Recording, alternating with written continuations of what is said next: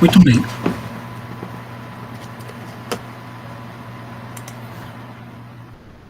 Vamos lá. O id, que foi traduzido do latim, na verdade é o ex do alemão, por isso a tradução de isso. No inglês, it, o parente distante do id. Não teria isto ou isso como tradução, mas muitos confundem e traduzem assim. Seria esse um dos motivos? Sim, é isso mesmo, Luiz. A ideia de isso é menos no sentido de um pronome demonstrativo e mais no sentido de um indeterminado, né? O que é isso? É aquilo que não tem nome, é aquilo que não consegue ser discernível. E como o id ele está notadamente, em sua maior parte, no domínio do inconsciente, embora não se confunda com o inconsciente é maior do que o id, né? Ele tem essa nomenclatura porque, na segunda tópica, quando Freud está tentando entender a formação do eu, ele, nessa espécie de cisão, né, quando o sujeito começa a tomar consciência da sua separação em relação ao corpo materno, e entenda aqui corpo materno como função, não apenas como corpo biológico, né, o isso, que é essa espécie de emaranhado indeterminado de pensamento psíquico, ele vai sofrer uma clivagem, uma separação. Utiliza-se o termo clivagem porque a imagem mental que se cria para explicar é muito parecida com aquela da biologia, de uma célula que tem uma pequena sobressalência e essa sobressalência começa a crescer até o ponto que ela se divide e se separa, né? O ego, o eu, tem uma formação a partir do isso, ele é uma distinção do isso. Então, uma porção do isso é que dá origem ao eu. Né? Quando a gente lê, se tivermos oportunidade na disciplina de ler o texto do Lacan acerca do estádio do espelho, o Lacan vai elaborar justamente esse processo de clivagem e o fenômeno comparativo, uma espécie de muito semelhante com o que a zoologia comparativa faz, de que quando o sujeito humano e outros sujeitos, animais não humanos, se deparam com o espelho, existe uma dificuldade de percepção de que aquele que se vê no espelho é e não é, ao mesmo tempo, o eu que está vendo. Né? É o eu que está vendo porque existe uma relação projetiva, mas não é justamente porque a imagem do espelho é uma projeção. E isso é bastante importante para o vocabulário psicanalítico, porque as representações que nós fazemos de nós mesmos, as representações de si, elas estão sempre num domínio da ilusão. Né? Elas não são, em palavras muito vulgares, nós não conseguimos nos enxergar. Né? Nós sempre nos enxergamos a partir de uma imagem refletida, e essa imagem refletida é sempre um outro. Né? No espelho, o outro é a imagem que aparece no espelho, a imagem real, lá do conceito de óptica. Mas, para a interpretação lacaniana da obra do Freud, é a ideia do grande outro, né? O maiúsculo, que conjuga ao mesmo tempo o grande outro da linguagem, quanto o grande outro da autoridade, né, de todas essas pessoas que nos circundam e, de alguma maneira, são aquelas que nos dizem quem nós somos, desde a nossa infância, né, nos atribuindo um nome, nos dando consciência da nossa corporeidade como uma suposta totalidade, não é? Por isso, o isso vem dessa relação de indeterminação. Lembrando que o Freud é contemporâneo, em parte, ao Saussure, que está desenvolvendo a ideia de sistema linguístico, né? E o Lacan bebe da fonte do Émile Benveniste, que está lendo a linguística saussuriana. Então, existe uma relação muito par e passo entre as duas coisas, né? Quando o Lacan reelabora a percepção da ideia de eu na teoria freudiana, o Lacan já teve contato com a teoria da enunciação do Benveniste, quando ele disse que o eu sempre existe num aqui e agora, né? Ego hic et nunc. Então, essa topologia, embora ela não tenha um lugar gráfico, geográfico, ela explica mentalmente uma espécie de esquema que funciona como uma metáfora para a compreensão da lógica do aparelho psíquico. Né? Isso na segunda tópica. A terceira tópica, que é aquela que eu não falei, que a gente vai ver mais adiante, é quando o Freud já passou pelo caso Dora, que é um caso emblemático para a psicanálise, porque era uma paciente que demonstrava sintomas histéricos e que ele vai perceber que ela não tinha sofrido trauma mecânico de nenhuma forma e que, na verdade, ela fantasiava cenas de cunho sexual e cuja angústia eram a origem dos seus sintomas físicos. Né? E daí o Freud vai abandonar a ideia de trauma mecânico, de ter sofrido algum tipo de trauma mecânico para que os sintomas se concretizassem, e vai elaborar o conceito de fantasia, que não se confunde com a ideia de fantasia que a gente tem no senso comum, Disney, essas coisas. Né? A fantasia é o domínio da realidade psíquica, né? É a forma de organização daquilo que a gente chama realidade. Acontece que vai ter um domínio da fantasia que é socialmente correlato e aceito, que a gente chama de realidade, e um domínio da fantasia que fica no ambiente privado, que vai alimentar, por exemplo, as perversões sexuais, mas que alimenta também a criatividade da infância e a criatividade dos artistas. Né? Os artistas seriam aqueles que não envelhecem, porque sofreriam menos os dispositivos de censura e, portanto, viveriam o ambiente da fantasia ao modo como os sujeitos chamados de loucos vivem a fantasia. Né? A ideia de delírio vem daí. Essa transformação vai ser importante para a psicanálise freudiana, porque, ao abandonar a noção de trauma mecânico, o Freud vai perceber que a fantasia não é um elemento específico da clínica de mulheres, da clínica da histeria. A fantasia é um elemento estruturante do aparelho psíquico humano. Né? E é aí que ele começa a organizar o restante, né, a consequência da sua teoria, chegando a um limite que são as fantasias de autodestruição, né? No qual ele vai se ver diante de casos clínicos em que os sujeitos sonham com a própria morte, ou sonham com sofrimento, com angústia, ou mesmo começam a ter sonhos que repetem cenas traumáticas, tendo elas acontecido ou não na vida real, mas existe uma compulsão a repetir o sofrimento, que é quando ele vai se deparar com essa situação e vai elaborar finalmente o conceito de pulsão de morte e de compulsão à repetição. Né? Ele vai fazer isso, ele faz isso em vários momentos da obra, mas em um texto específico chamado de Além do Princípio do Prazer, ele vai mudar a sua percepção. Até então, ele tinha a noção de que o aparelho psíquico visava sempre a descarga de energia e, portanto, a satisfação do prazer. E, ao se deparar com esses sonhos persecutórios ou angustiantes e com fantasias de autodestruição, ele vai perceber que, embora a satisfação seja o objetivo último das pulsões, existe um mecanismo de troca ou de, entre aspas, atrasamento do prazer que se dá para além do princípio do prazer, ou seja, o próprio desprazer é fonte de prazer.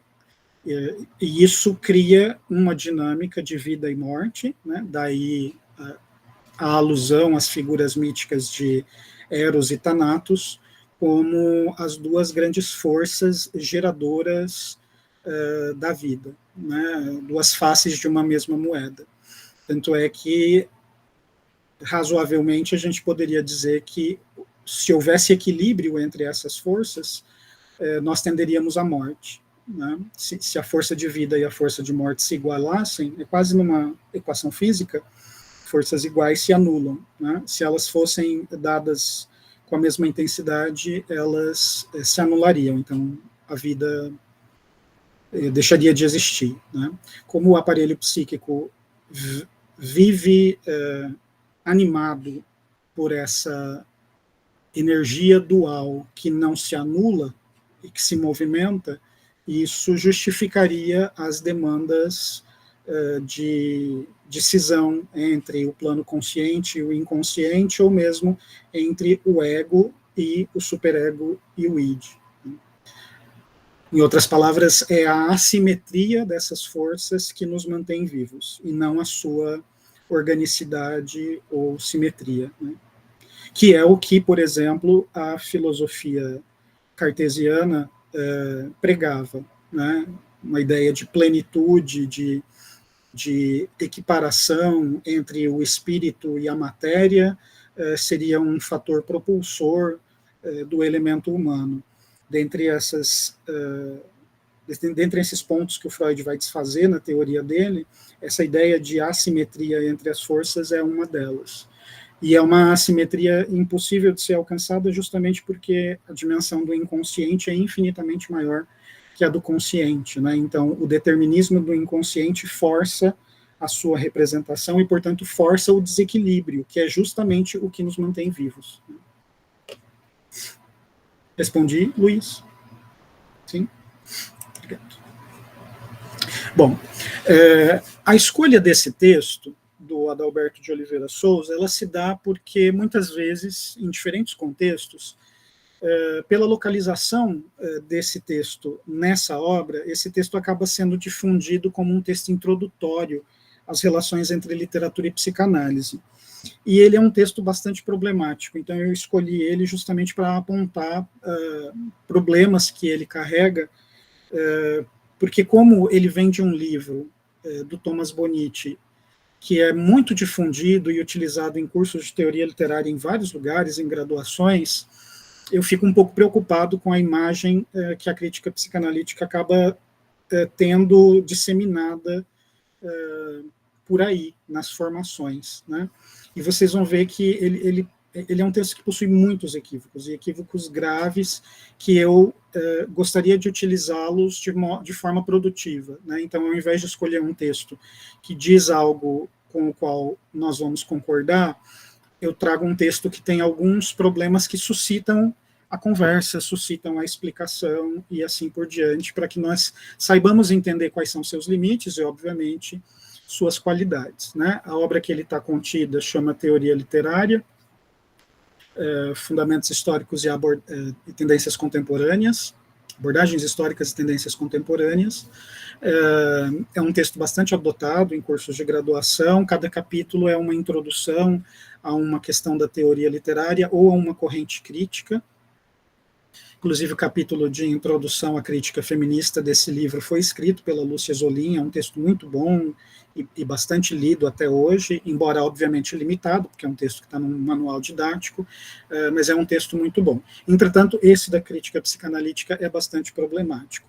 Começa a ser problemático, por exemplo, porque se a gente pesquisar o currículo do professor Adalberto de Oliveira Souza, a gente já vê que ele nunca trabalhou com nada relativo à psicanálise na formação inteira dele. Então, parece que ele foi convidado para escrever esse texto, e é isso aí que a gente tem na mão, infelizmente. Então, o texto tem muita besteira que a gente vai tentar desfazer hoje, né?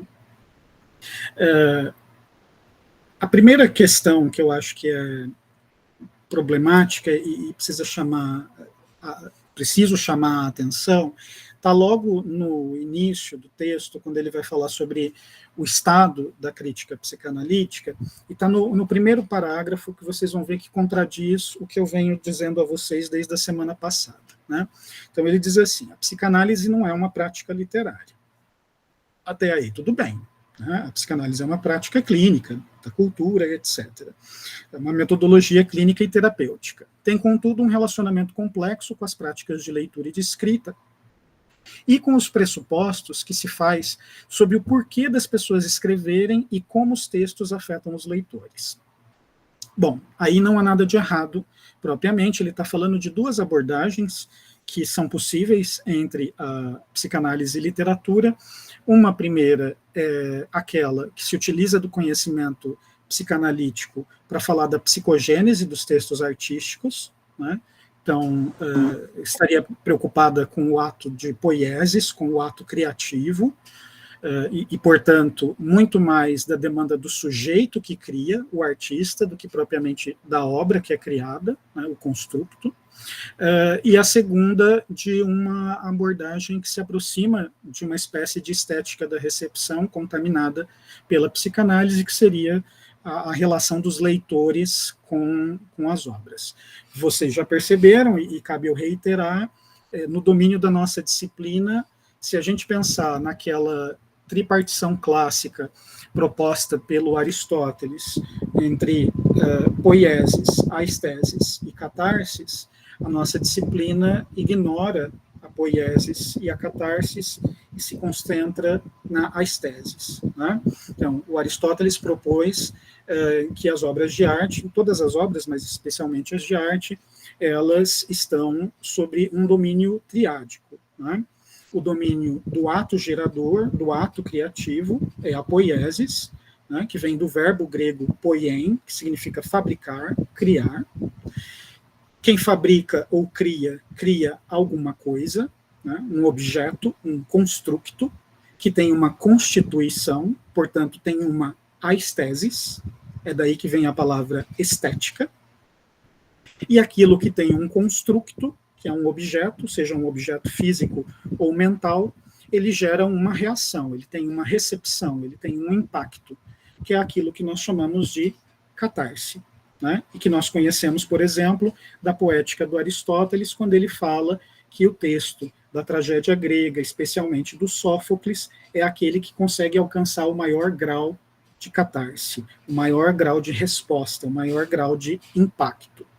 Vejam bem, embora essas três coisas sejam uma só, né, nós as dividimos por questões metodológicas e didáticas, né? Quando nós estudamos a poética de um escritor, nós estamos estudando o ato criativo do escritor, não dentro da cabeça dele, dos mecanismos que originou psicologicamente a sua invenção, mas como esse ato criativo se dá materialmente no objeto estético, na estética do escritor. Então, estudar uma poética de um artista tem como suporte, na área de letras, pelo menos, ou pelo menos aquela que eu advogo, tem como suporte um objeto estético, um constructo, que é feito de uma materialidade, de uma linguagem. Não é? Então, eu posso projetar a ideia de poética, mas eu não tenho acesso ao aspecto psicolinguístico da criação. É possível estudar a psicolinguística da criação? Sim, é possível.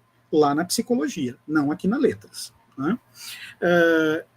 E o objeto estético, ele cria uma reação. Essa reação pode ser estudada também na letras, por exemplo, com a estética da recepção. Estudar o impacto que os textos geram nos leitores. Não é desse domínio que nós estamos falando aqui na disciplina. Né? Embora nós reconheçamos a articulação entre poiesis e catarsis, o objeto da nossa concentração é o próprio texto literário, é o constructo.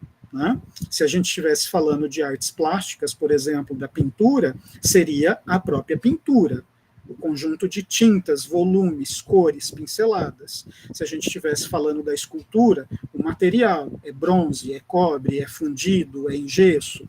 Se a gente estivesse falando da arquitetura, é o prédio, a construção, tem andar, não tem andar, tem acabamento, tem abóbada, tem ábside, como que é, né? Então, a gente está falando desses objetos que têm uma certa materialidade. No nosso caso, a materialidade é linguística, porque estamos falando de um objeto literário. Pois bem, então, embora, né, o autor esteja falando de abordagens possíveis na relação criativa com a psicanálise, é bom deixar claro que a nossa não é nenhuma dessas duas, nós estamos no domínio da estética. Mas aí vem um pequeno problema de ordem conceitual logo a seguir. Né? Ele vai dizer: a crítica psicanalítica é de orientação interpretativa. Sim. Ponto. Aí é que vem o problema. Portanto, de cunho hermenêutico e fenomenológico, isto é, procura-se captar um sentido irredutível às intenções reveladas pelo autor para se chegar a uma essência única de compreensão da obra literária. Falou pouco e falou ruim e falou errado. Né? Não nos interessa a intenção de autor, não estamos falando de psicogênese da arte, né? Não nos interessa, porque eu venho tentando argumentar para sustentar essa proposição, de que não há um sentido único e irredutível, né? Ele não é singular e ele não é irredutível, portanto, ele não é essencial, transcendental, não é? E tampouco há uma essência única de compreensão da obra literária. Vejam, porque se isso existisse, um bom analista de literatura, utilizando-se da psicanálise, teria lido o Grande Sertão Veredas, descoberto qual é a verdade essencial do Grande Sertão Veredas, e ninguém nunca mais precisaria ler o Grande Sertão Veredas ou continuar fazendo dissertações e teses para poder fazer crítica interpretativa do Grande Sertão Veredas. Já que alguém descobriu a essência e a verdade, se é essência, se é verdade, se é única e se é irredutível, é para todo mundo. Todo mundo vê, todo mundo concorda a partir dos argumentos. Nós sabemos que isso não é verdade, não é assim que acontece.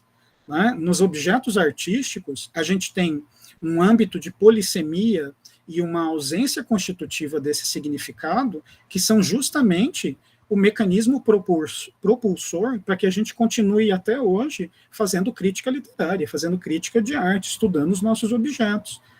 Né? A gente está analisando um determinado texto e vamos encontrar N outros pesquisadores que vão, por meio de abordagens diferentes, interpretativas ou não, chegar a conclusões. Mas essas conclusões são sempre parciais, porque os objetos artísticos não permitem uma resposta final.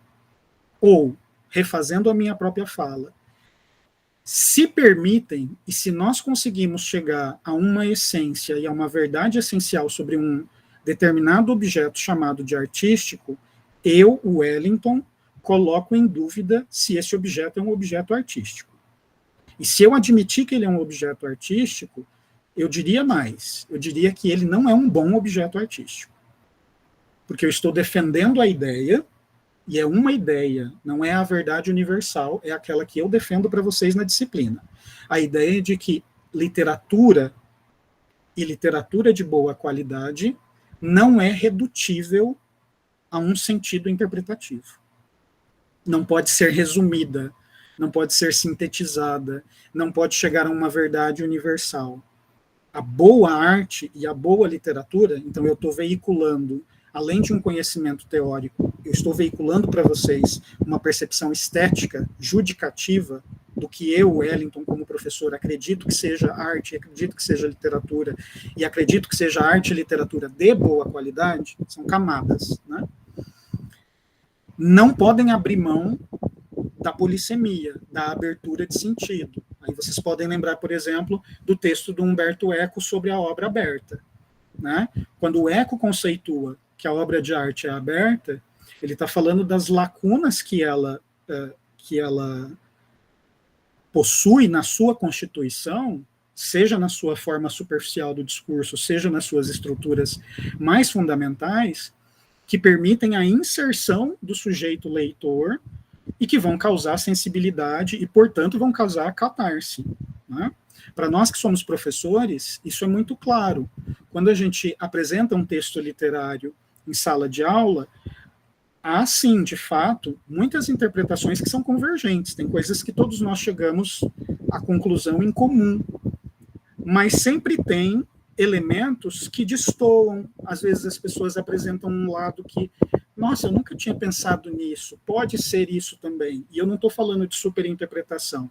Eu estou falando de que sensibilidades diferentes, inclusive sensibilidades históricas diferentes, vão permitir atos interpretativos diferentes.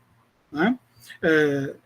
Até pouco tempo, ler um texto como o conto Pai contra Mãe, do Machado de Assis, tinha uma interpretação limitada em relação ao momento histórico que o Machado escreveu.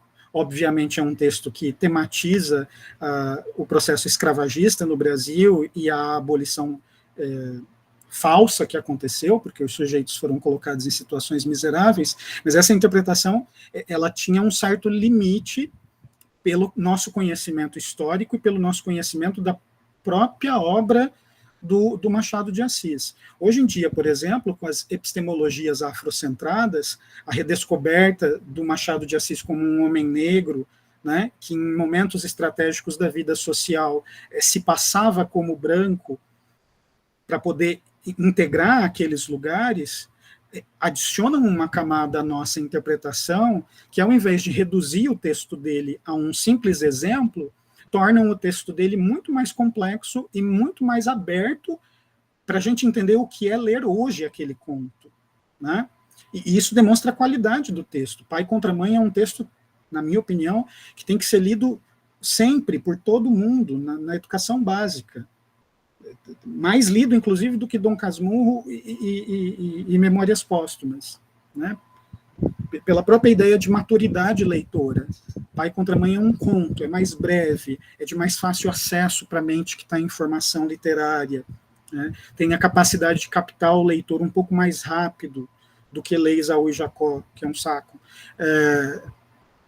Mas vejam, se o texto fosse reduzido a uma essência interpretativa, irredutível, única, ele não conseguiria ganhar novas conotações ainda hoje, mesmo com o arvorecer de epistemologias não eurocêntricas ou não patriarcais, né? Por isso essa afirmação me parece bastante equivocada. E daí o autor faz uma comparação, né? A crítica sociológica, a crítica temática e a própria crítica hermenêutica, esquematizadas pelo Paul Ricoeur, têm o mesmo objetivo. Isso aqui é um equívoco, né? De fato, a crítica sociológica, temática e a hermenêutica riqueriana buscam a uma certa ideia de verdade estabilizada por meio de um consenso interpretativo, mas não no sentido da psicanálise, né? A interpretação psicanalítica ela é sempre parcial, ela nunca pode se dar como um ato final de compreensão, né? Mesmo porque significaria a morte da própria interpretação, né? Vocês podem perceber, quem faz terapia de orientação psicanalítica nunca para de fazer terapia, né? E isso, por exemplo, é objeto de angústia para muitas pessoas, por peculiaridades ou idiosincrasias, mas também porque nós vivemos num mundo que nos exige resultado, que exige lucro ou que exige cura, né? Aí a gente vai ter a emergência, por exemplo, dos behaviorismos, terapia cognitivo-comportamental, porque eles nos dão respostas aparentemente rápidas e soluções, né? Ou a farmácia, né, a medicina, né, tô triste, tomo um remédio, tô feliz, tomo um remédio, tô agitado, tomo um remédio, preciso dormir, tomo outro remédio. Vejam, eu não estou criticando negativamente, mesmo porque eu faço uso de medicação. A questão é que lógica que nós vivemos em termos de sociedade, ou para usar um termo que o Noah empregou na dissertação dele, que Zeitgeist, né, que espírito do tempo é esse, que nos exige um produto, né? Na lógica psicanalítica, não tem produto. É lidar com a ausência do produto, com a falta, né, de chegar numa sessão e esperar uma resposta e não ter resposta nenhuma. O analista fica em silêncio, ele não te diz nada. Ele não é seu conselheiro, né? Existe um motivo clínico para isso, né? É o fato de que todos nós estamos o tempo inteiro sofrendo a ação de um grande outro. Todo mundo nos diz o que fazer, como fazer, o que conseguir. O nosso inconsciente está sendo alimentado por esses agentes censitários o tempo inteiro. Numa sessão de análise psicanalítica, o psicanalista fica em silêncio, porque aquele é um dos poucos lugares que o nosso inconsciente tem para se manifestar sem que alguém diga alguma coisa para ele. Só que isso é incômodo, absolutamente incômodo e desconfortável. Agora vamos pensar, já deixo você falar, Luiz, agora vamos pensar como isso funciona na análise, na teoria literária. Ora, como ouvir o inconsciente do texto? Baixando um pouco a nossa bola de leitor, de pesquisador, mestrando, doutorando, daquele monte de coisa que a gente acha que sabe, e tentando escutar o texto, o que o texto tem a dizer, porque é ele que vai chamar, é o texto que convoca o ato interpretativo. Eu sei que isso parece muito impreciso e subjetivo, e é mesmo. Né? Quer dizer, é abrir o nosso inconsciente para o inconsciente do texto. Em psicanálise se fala sobre o sujeito suposto saber. Né? O sujeito suposto saber é esse lugar entronizado que nós nos colocamos. Eu sou professor, eu sou aluno, eu sei disso, eu sou homem, eu sou mulher, eu não sou. Essas nomenclaturas, essas rotulações, elas são necessárias e são estruturantes, não se trata de negar isso, não é uma anarquia, né? Mas é diminuir a força dessa linguagem na tentativa de fazer o outro, no caso o texto, falar. Pois não, Luiz? Não, prof, na verdade, não seria necessariamente uma dúvida em relação à tua fala agora, mas é só para buscar um norte em relação. Porque eu comecei errado, em vez de eu ler esse texto, né, do Adalberto, eu estava lendo da Rodinesco. E aí, a hora que tu começou a falar sobre essa questão da medicação, de buscar e tudo mais, e mencionou a questão do produto, né?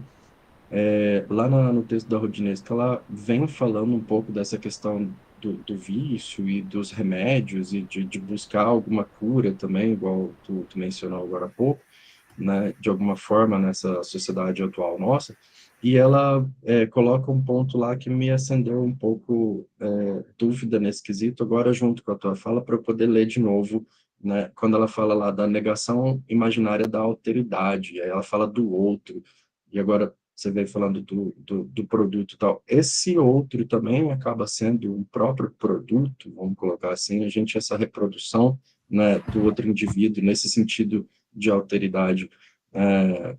E aí eu estou viajando um pouco, mas é porque realmente a minha cabeça foi para outro lugar. Tem a ver um pouco isso, na hora de eu conversar os dois textos? Tem sim, Luiz. E não se preocupe, assim, a ideia é que a leitura de um texto interfira realmente no outro, era proposital. Aham. É, bom, em termos da teoria psicanalítica, o conceito de outro, ou de grande outro, vai ser elaborado pelo Lacan, revisitando a obra freudiana. O Lacan vai localizar esse outro, grande outro, na linguagem, à medida em que nós somos constituídos pela linguagem, e é aí que ele vai elaborar aquela máxima de que o inconsciente é estruturado como linguagem. Né? A gente até vai falar sobre isso em algum outro momento. Ele não, para o Lacan, o inconsciente não é estruturado como uma linguagem, ele é estruturado como linguagem. Então, portanto, ele tem relações de significante e significado, e essas relações buscam fazer sentido, mas esse fazer sentido é sempre construído. E ele é uma relação radical, porque enquanto uma certa percepção, inclusive numa parte da obra freudiana, consideram o eu, a construção do eu, do ego, e da sua porção consciente, como uma instância instauradora da subjetividade, o Lacan vai dizer que essa instauração não se dá pela cisão do eu em relação ao id, mas pela introdução da linguagem. O Lacan tem frases como: quem sabe de mim é o outro. O que eu sei de mim mesmo é o outro que me diz. Esse outro é duas coisas ao mesmo tempo. É o outro, outra pessoa, realmente, outro sujeito que me diz, né? Assim como os meus pais me disseram que meu nome é Wellington, foi um outro de carne e osso que me nomeou, mas também é esse outro da linguagem que me estrutura como sujeito em todas as instâncias, na minha percepção corporal, na minha percepção de gênero, na ideia de que eu sou um sujeito aspas, individual, então uma pessoa com um corpo, na ideia de que o meu corpo é suporte da minha mente, como se eles fossem coisas quase separadas, na ideia de que a minha mente está no meu cérebro e não no meu dedinho do pé, né? A psicanálise lacaniana vai reverter essa ideia. Ele não está dizendo que eu penso pelo meu pé, mas de alguma forma ele está dizendo que o meu pé pensa comigo, porque eu sou o meu pé pensando. Porque eu fui ensinado a isso em alguma instância. E esse ensino, ele tem um agente de censura num sentido duplo. Num sentido coercitivo, eu não posso fazer isso, mas também num sentido coercivo, controlador. Por quê? Porque se o inconsciente quer gozar o tempo inteiro de tudo, ele é uma espécie de instância radical e anárquica. E é o outro que controla essa instância por meio daquilo que o Lacan chama de laço social. O estabelecimento do laço se dá na comunicação entre os inconscientes desses inúmeros sujeitos, e que se instauram sempre pela linguagem. Né? Para a interpretação lacaniana, nós sofremos de linguagem. Quando a Elizabeth Roudinesco está organizando, lá no início do livro, ela está fazendo uma crítica, obviamente, à lógica neoliberal, e ela está começando a organizar uma coisa que vai aparecer no último livro dela, que foi alvo de muitas críticas, chamado Eu Soberano, que fala justamente sobre a inversão da política da identidade para uma política da alteridade, na qual a autoidentificação se torna a supremacia, os diferentes eus, o eu negro, o eu trans, o eu não binário, ela pega em um lugar muito delicado da cultura, que são as supostas subjetividades minorizadas, e coloca como discursos políticos de determinadas subjetividades minorizadas quebram o laço social, ou pelo menos fraturam esse laço social, reafirmando uma nova instância soberana de eu. Pensa na polêmica atual que envolveu a Maria Rita Kell, quando ela fala sobre o lugar de cálice, em resposta ao lugar de fala. Né?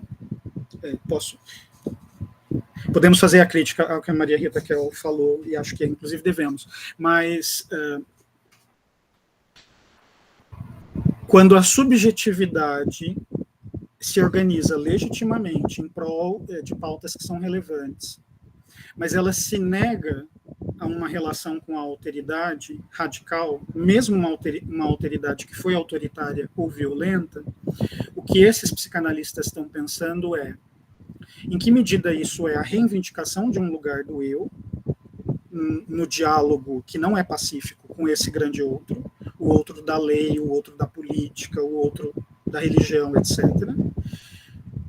Em que medida isso está acontecendo? E em que outra medida está havendo uma substituição do eu soberano?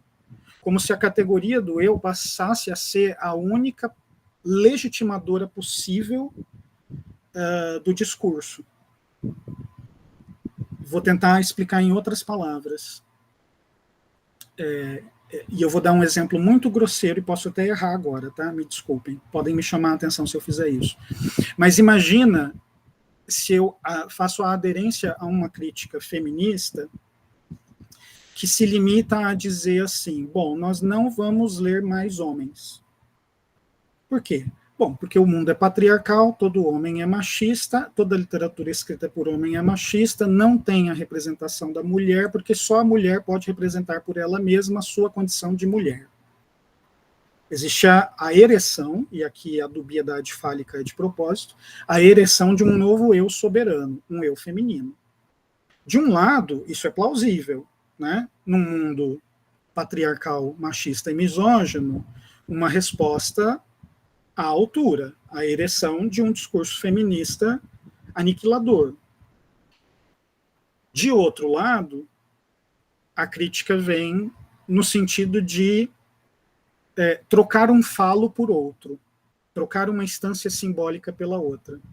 Ao invés de criar um laço social que permita uma relação dialética, que pondere forças, e que, portanto, não reduza o outro, qualquer outro que seja, a um produto do olhar do eu,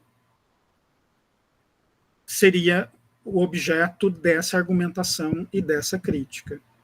Quando a Roudinesco está elaborando essa ideia do outro como produto, ela está pensando numa lógica do capitalismo neoliberal que mercantiliza as subjetividades a ponto de que as alteridades se tornem objeto de mercado. Posso dar um exemplo simples. Antes de começar a gravar a aula, eu abri a página do AVA da UFMS. Tem uma foto de uma mulher, de uma pessoa branca, de uma pessoa negra e de uma pessoa indígena. Isso é ótimo, é legal. Espero que a universidade seja, de fato, um lugar plural. Mas, do ponto de vista marketológico, essa subjetividade é reduzida a um objeto. Olha, tem um indígena ali, está representado, está contemplado, solucionou os problemas da universidade. Por quê? Porque na propaganda tem gente de todos os tipos.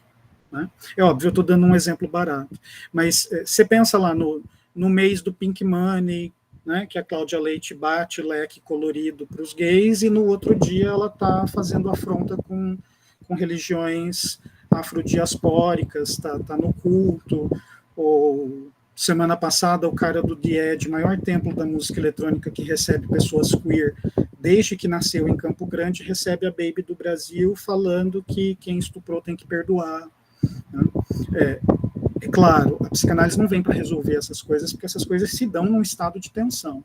Mas, em alguma medida, a gente está falando não só da produção de uma ideia de outro, mas também da mercantilidade dessa produção, né, do outro ser reduzido a um produto. Respondi um pouco, Luiz? Sim, sim. Que eu estava mesmo buscando um norte nessa questão, que eu tinha ficado um pouco com dúvida, quando ela vem estabelecendo essa ideia de deixar uma subjetividade passar a ser uma individualidade, de repente ela vai para o âmbito da alteridade, passar a negação da alteridade, aí isso me levantou um pouco de dúvida. E aí eu estava com essa visão, assim, algo em relação a esse outro, como sendo quase que um produto, e a hora que você mencionou isso aqui, isso me acendeu uma luzinha. Bom, eu vou dar uma revisitada no texto, mas esclareceu bastante já. Eu não tinha entrado muito, né, na ideia da discussão minha com o próprio texto ali, em relação a essa questão dos movimentos de questão única, né, mas é algo que é bacana, eu não tinha feito essa associação. Obrigado. Obrigado você, Luiz. Mais alguém? Tudo bem aí? Então, tá. Bom, a seguir o autor então vai falar, né, dessa problemática de distanciamento dessa crítica psicanalítica das ciências humanas. Esse texto é do início dos anos 2000, de 2009, se eu não estou enganado, 2006 ou 2009. Vocês sabem que essa problemática não foi superada, né? A psicologia, mais fortemente a psicanálise, é ou não ciência, né? Durante a época da pandemia, a gente teve um grande episódio a esse respeito, quando a biotecnologista Natália Pasternak veio à tona nas redes sociais, na grande mídia, fazendo um ótimo trabalho em defesa da ciência, da medicina, para a elaboração de vacinas, né? Mas logo depois ela lança um livro com o seu esposo, jornalista, no qual ela afirma que, tal qual horóscopo, a psicanálise é uma pseudociência. Então, o conhecimento da psicanálise ele está na ordem do dia, mesmo que seja por meio do ataque. Né?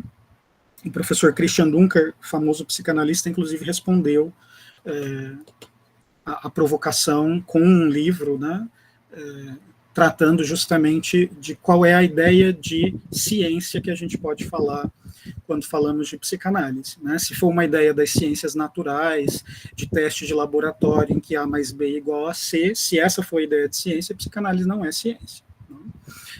Mas se a gente entender as ciências humanas na sua complexidade argumentativa e narratológica, aí a gente tem parâmetros científicos para entender a psicanálise como uma ciência. Nesse segundo trecho, um dos pontos que muito corretamente o autor vai chamar a atenção é uma disparidade que vai acontecer ali no século XX entre as teorias de matriz formalista e estruturalista e a crítica psicanalítica, sob a falsa acusação de que a crítica psicanalítica abandonava a ideia de literariedade. Né? Por que eu digo falsa acusação? Ora, porque se os textos não podem ser reduzidos a um único elemento essencial que fazem deles textos artísticos, portadores de significado que pode ser interpretado, nesse sentido, de fato, eles abandonam a ideia de literariedade, porque a literariedade seria a qualidade intrínseca que faz de um texto literário literatura. O equívoco está no fato de que o empreendimento formalista e estruturalista também teve que abandonar a ideia de literariedade no singular, porque não se encontrou um elemento único que transpasse todas as manifestações artísticas que nós conhecemos como literatura e que assegure que aquilo é literatura. Né? A gente pode estudar literariedade hoje em dia, fazemos isso, mas entendendo que a literariedade é plural, existe mais de um elemento que pode ser identificado como constituinte de um texto artístico, e a literariedade não é um fenômeno ahistórico, né? Ela tem historicidade. Então, em determinados momentos da história, X elementos vão contribuir para que textos sejam percebidos como literários, enquanto em outros momentos históricos a literariedade vai sendo alterada. Né? Alguns, por exemplo, que se mantêm até hoje é o fato de que o texto é escrito numa determinada língua. Isso seria uma ideia de literariedade que ainda é vigente. Na sequência, o autor vai, então, já entrando numa análise que explica a relação da psicanálise com o texto literário, explicar como a psicanálise, enquanto processo interpretativo, pode colaborar para a leitura do texto literário naquela busca de uma espécie de sentido reprimido que se busca recuperar, né, de um sentido do texto que está escondido. E é bastante louvável essa citação que ele faz a Shoshana Fellman, em que ela diz o seguinte: enquanto a literatura pode ser considerada um corpus linguístico a ser interpretado, a psicanálise refere-se a um corpus epistemológico, um conjunto de conhecimento cuja competência é invocada para efetuar a interpretação. Em outras palavras, a psicanálise é o sujeito, enquanto a literatura é o objeto. Né? Quando a gente lê o texto do Jean Bel-Emmanuel, vocês vão ver que ele está concordando com essa proposição. Né? O empreendimento teórico da psicanálise, ele é um meio, ele é um dispositivo metodológico e teórico que permite acessar um determinado sentido interpretativo no texto literário. A palavra não é boa, mas ela é útil. Ele é uma ferramenta. Né? Então, é por isso que eu digo a vocês que na nossa disciplina a gente vai tentar, aspas, usar psicanálise como se fosse teoria literária. Né? Então, para aqueles que vieram das letras, estão acostumados, por exemplo, a estudar as teorias do foco narrativo, e a gente aprende, né? Narrador onisciente múltiplo, narrador não sei o que lá. Aquilo é um dispositivo teórico, um instrumental que a gente tem para analisar os textos narrativos. A gente vai tentar fazer um exercício semelhante, mas com os dispositivos da psicologia.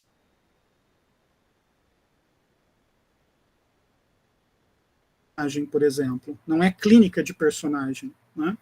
É clínica de texto. Né? Não é o personagem que é esquizofrênico, é o texto que pode ser esquizofrênico ou esquizoparanoide, ou ter uma determinada estrutura, ou uma personagem se comporta como um super-eu. Né? O nosso trabalho vai se dar por analogia. Aquilo que o psicanalista está preocupado em ler ou escutar, que é a melhor palavra, no discurso do analisando, na clínica, nós vamos tentar plasmar analogicamente para a leitura do texto literário. Daí o fato de que a literatura se torna o objeto dessa escuta. Né? e nós, críticos literários, o sujeito da interpretação. Adiante, né, o autor vai falar de temas-problema, que costumam ser lidos pela chave psicanalítica, por exemplo, o complexo de Édipo, a estrutura do narcisismo, a lógica do masoquismo e do sadismo, porque, em alguma medida, como a literatura fala das perversões das qualidades humanas, ela acaba como que figurando essas relações. Eu diria a vocês hoje que é possível fazer isso, mas é algo um tanto quanto datado e pouco recomendado. Né? O que eu quero dizer? Enxergar que uma personagem tem uma relação problemática com o pai e ama a mãe. Aí eu escrevo um ensaio para mostrar como a personagem tem uma relação edipiana. E daí? Né? Por que e daí? Porque é meio óbvio. Porque pega já deixa eu falar. Porque pega o complexo de Édipo na sua interpretação mais rasa, que é achar que o pai é o pai e a mãe é a mãe, pessoa, materno, paterno, e aplica como se fosse um decalque. Né? É, inclusive, uma má compreensão da própria teoria freudiana. Né? Quando Freud elabora a ideia do complexo de Édipo, e ele pega o mito do Édipo do Sófocles para tentar explicar a relação da formação psíquica, o decalque mais rápido, e é aquele que às vezes é vulgarizado no senso comum, é a ideia de que todo menino quer matar o pai e ter sexo com a própria mãe. Isso é muito vulgar e equivocado. Né? Por quê? Porque o pai, no complexo de Édipo, não é o homem macho progenitor que fecundou uma mulher. E a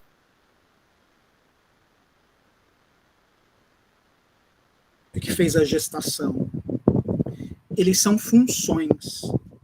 Eles são lugares abstratos. Um com uma função acolhedora, o outro com a função castradora.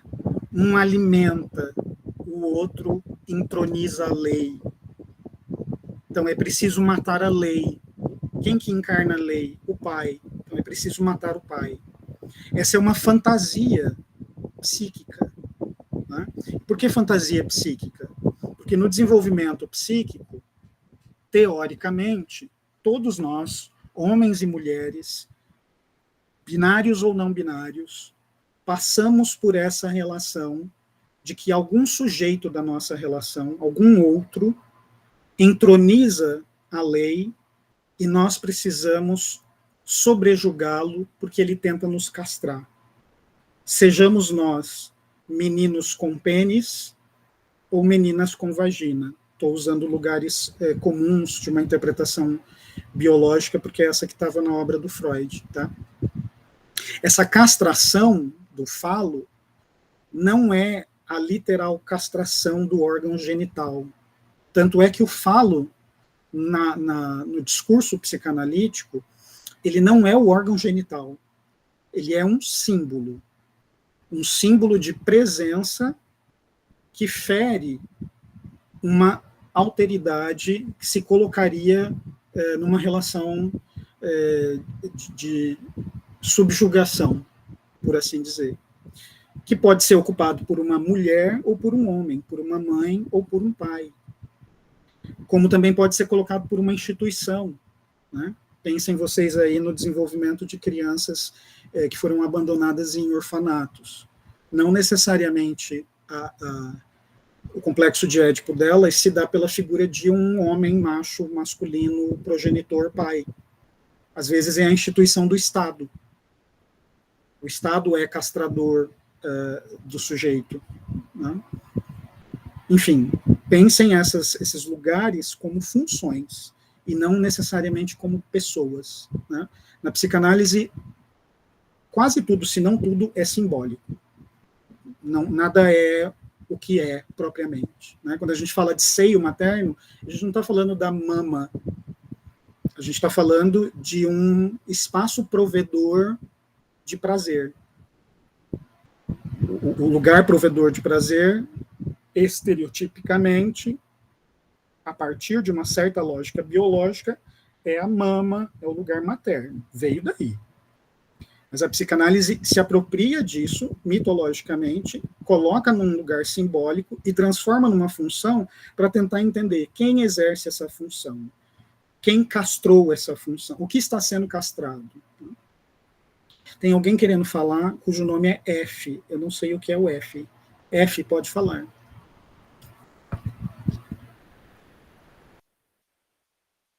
F levantou a mão. Fale, F.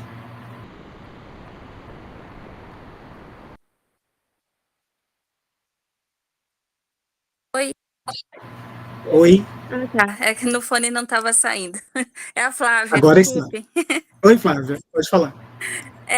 Professor, talvez eu esteja me antecipando, mas é porque desde a primeira aula eu estou pensando muito sobre como que isso acontece, como que é o fenômeno ler literatura com a psicanálise em mente, enfim. E aí eu tô lendo recentemente, desde o ano passado, eu tô lendo muitos livros do Ailton Krenak, que eu tô bastante interessada. E aí eu fiquei pensando, quando você começou a falar hoje da relação com o outro, em algum momento apareceu a alteridade e tudo, e no Ailton Krenak aparece muito, quando a gente está lendo o que ele fala, os conceitos dele, aparece muito a afirmação dele de que existe uma tendência de separar o homem da natureza, né, o homem do meio ambiente, como se fossem duas coisas diferentes, né? Como se existisse o homem aqui e a natureza lá, e aí no conceito dele não existe essa separação. Então ele fala muito dessa tendência e ele fala contra essa tendência, e no texto dele ele traz muitos exemplos de tribos indígenas e de outros grupos também que não fazem essa separação. E ele vai trazendo vários exemplos que a gente pode ler como narrativa. E aí eu estou pensando, se eu fosse ler um texto da Ailton Krenak, porque aí eu também estou pensando na sua afirmação, provocação na primeira aula de ler textos não literários como literários, né? E aí, se eu fosse ler Ailton Krenak como uma narrativa e eu estivesse entendendo o incômodo dele com essa separação, o incômodo do texto de separar homem e natureza, homem e meio ambiente, homem... Não é esse termo que ele usa, mas eu não estou conseguindo lembrar agora. Desculpa, porque eu fico nervosa falando em chamadas. Mas se eu fosse ler assim, eu iria pelo caminho de incômodo e de uma relação eu e outro. Eu iria pelos termos da psicanálise. Eu estaria no caminho correto? É isso? Então, faz sentido? Ou eu não entendi, não é bem isso? Faz sentido. Em alguma medida, no meu entendimento muito parcial da obra do Krenak, ele está fazendo uma crítica a esse dualismo do mundo moderno, colonizador, branco, de matriz europeu, bastante cristão, que separa, por exemplo, corpo e mente, e que separa animal humano do animal não humano e dos outros elementos da natureza. Né? Um desenvolvimento técnico próprio da modernidade, que separa o homem do mundo natural, para tentar conferir ao homem a ideia de identidade e a tudo aquilo que não é o homem, a ideia de alteridade. E o próprio conceito de alteridade hoje, inclusive por influência das epistemologias indígenas e afrodiaspóricas, está passando por uma revisitação e ressignificação, justamente porque não se trata de um par opositivo, mas de uma relação simbiótica. Né? Se você for por esse caminho de raciocínio, eu acho que é possível aproximar a leitura do Krenak dessa proposição psicanalítica. É possível. A única questão que eu creio que há que se prestar atenção, Flávia, é o fato de que, embora coerente e correto, essa primeira aproximação ainda está no campo temático, né, de temas que se estão falando. O tema do homem versus a natureza, que ele está fazendo a crítica porque nas epistemologias indígenas não há essa separação, homem e natureza são uma coisa só, o homem é a natureza, né? O que nos caberia fazer para ir além é buscar na materialidade do texto do Ailton Krenak, na disposição das palavras que ele escolhe, na forma como ele constrói as frases, elementos que mostrem essa conjugação entre esses dois elementos. Isso é um pouco difícil de fazer pelos seguintes impeditivos. O Krenak é um sujeito cuja intelectualidade é bastante permeada pelo discurso do branco, né, pelo discurso não indígena. Isso significa não que ele não tenha uma linguagem própria, peculiar, passível de ser analisada, mas significa que ele está dentro da ordem do grande outro da língua portuguesa se expressando. Então, mesmo que ele esteja subvertendo essas relações do ponto de vista temático, do ponto de vista formal, em alguma medida, a oratória dele confirma a separação entre homem e natureza, pelo lugar social que ele acaba ocupando. Você pode perceber que, numa primeira olhada, o texto dele é bastante acessível e permeável e inteligível. Isso é, obviamente, proposital e pode ser lido pejorativamente como uma espécie de adequação à norma ou à lei do grande outro ou da alteridade para ele, que é um sujeito indígena, da alteridade que é para ele, que é a cultura do branco. Essa seria uma primeira ideia a se elaborar com mais calma.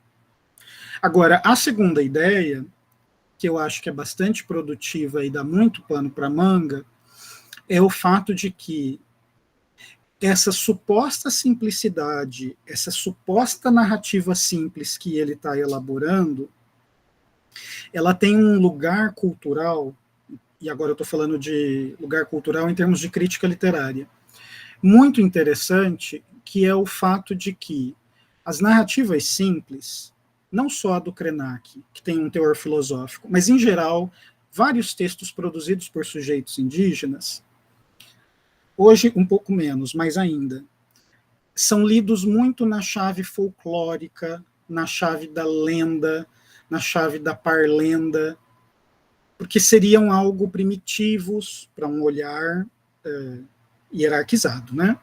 Seriam algo primitivos, seriam algo assim, seriam textos não muito elaborados, não teriam grandes estéticas, não dá para comparar esse texto com um Dostoiévski, estou colocando a alteridade hegemônica, canônica e opressiva.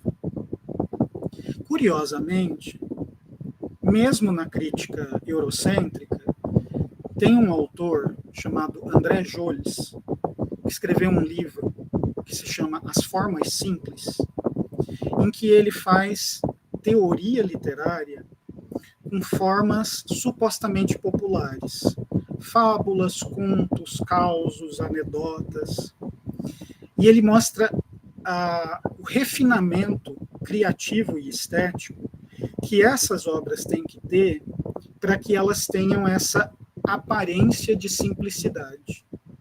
Então, num mundo que, em geral, valoriza o rigor técnico como sendo o hermetismo, ou uma espécie de elaboração quase mirabolante com as palavras, o André Joles enxerga nas formas simples um alto grau de refinamento, que, contraditoriamente, é colocado à margem como se fosse algo menor, como se fosse algo mais pobre, menos efetivo.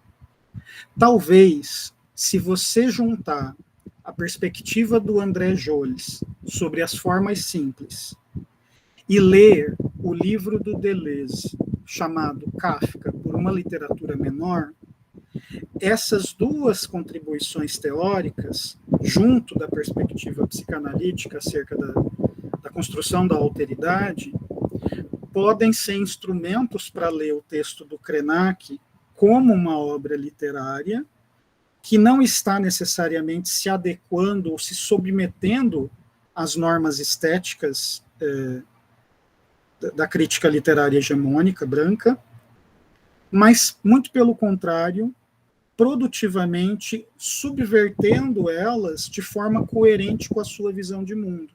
Ora, se o Krenak está advogando em prol de um mundo em que homem e natureza estejam na sua relação de conjunção, que seria uma relação antimoderna, é coerente produzir uma narrativa em que essa conjunção se dê na forma da narrativa.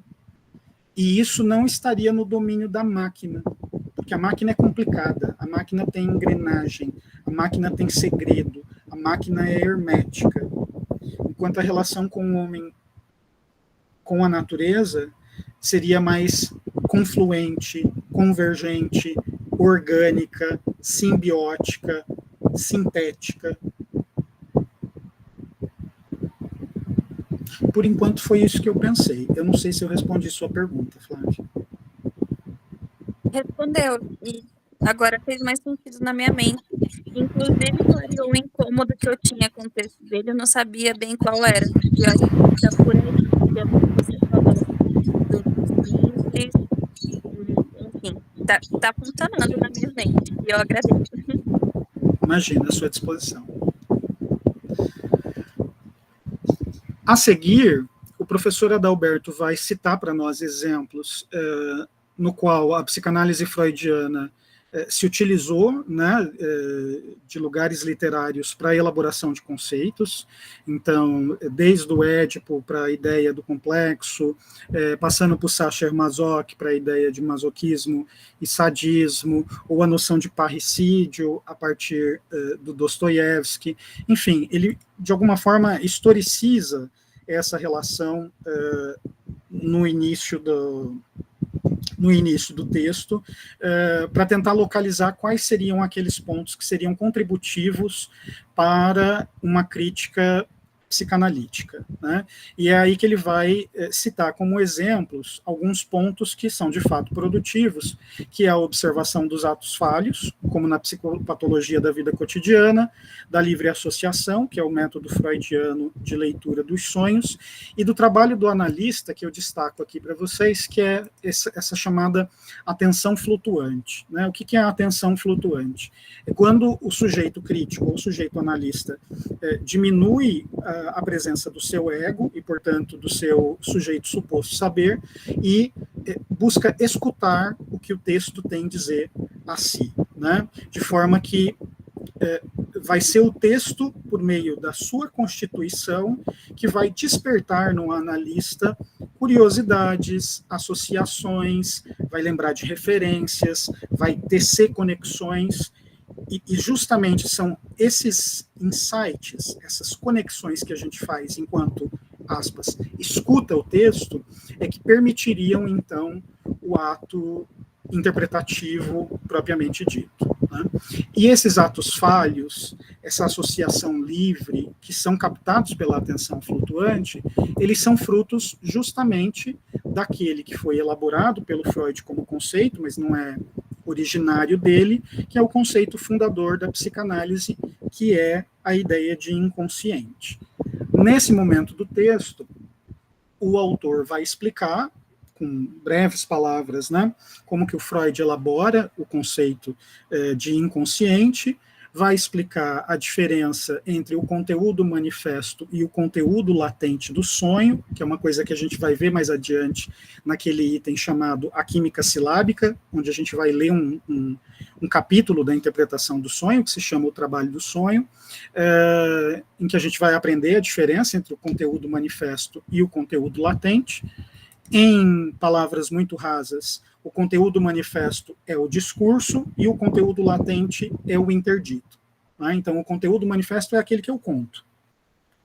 Quando eu estou na análise e eu conto meu sonho, eu conto o conteúdo manifesto. É aquilo que eu me lembro e consigo narrativizar, discursivizar.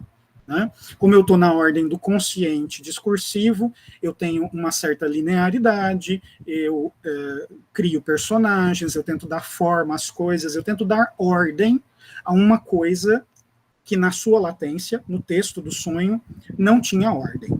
Né? Então o Freud vai dar exemplos de sonho, porque no sonho uma pessoa é uma pessoa e de repente é outra, e eu estou num lugar e de repente estou em outro. Né? O sonho nunca tem começo, eu sempre lembro dele já no meio. No sonho, mais de uma pessoa se concretizam em uma pessoa só, ou uma pessoa pode ser um animal, as coisas se condensam, né? Ou elas passam por deslocamentos. Né? O que são os deslocamentos? Eu estava falando com uma pessoa sobre um assunto, de repente no sonho eu estou falando o mesmo assunto com outra pessoa, eu não vi mudar a narrativa, ela simplesmente muda, como se fosse uma montagem muito rápida. Né? Nós não temos acesso ao texto latente do sonho, a gente só tem acesso àquilo que se manifesta, aquilo que eu consigo lembrar e transformar no discurso que está sendo narrado. Para nós, que estamos do ponto de vista da crítica literária, nós estamos lendo sempre o discurso manifesto, que é o texto literário escrito com uma determinada ordem, com um tempo, com um narrador, com um personagem, com um espaço, que tem começo, meio e fim, mesmo que bagunçados. O nosso trabalho seria escutar o sonho, ou escutar o texto literário, e tentar, por meio de associação, entender qual é o conteúdo latente. Quais são as tramas que estão acontecendo internamente dentro do texto e que acionam a maquinaria de sentidos do texto.